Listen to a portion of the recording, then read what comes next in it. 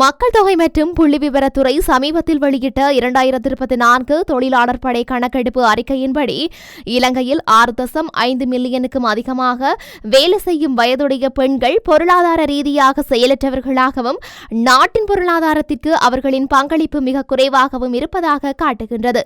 இந்த குழுவில் 71.1% பேருக்கு வேலை கிடைக்கும் என்ற எந்த நம்பிக்கையும் இல்லை என்று அறிக்கை வெளிப்படுத்தியுள்ளது. நாட்டில் 2.6 மில்லியனுக்கும் அதிகமான வேலை செய்யும் வயதுடைய ஆண்கள் பொருளாதார ரீதியாக செயலற்றவர்களாக இருப்பதாக மக்கள் தொகை மற்றும் புள்ளிவிவரத்துறை தெரிவித்துள்ளது. மக்கள் தொகை மற்றும் புள்ளிவிவரத்துறை வெளியிட்டுள்ள அறிக்கையின்படி கடந்த ஆண்டு நாட்டில் பொருளாதார ரீதியாக செயலற்ற மொத்த மக்கள் தொகை 9.23 மில்லியனாக இருந்தது. மேலும் அவர்கள் நாட்டின் தொழிலாளர் படையில் பங்கேற்கவே இல்லை.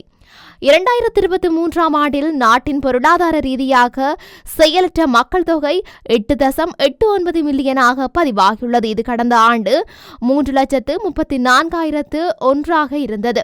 2023 ஆண்டில் பொருளாதார ரீதியாக செயலற்ற மக்கள் தொகையில் 6.37 மில்லியன் பெண்கள் இருந்தனர். இது கடந்த ஆண்டு 1,85,398 அதிகரித்து 6.56 மில்லியனாக அதிகரித்துள்ளது.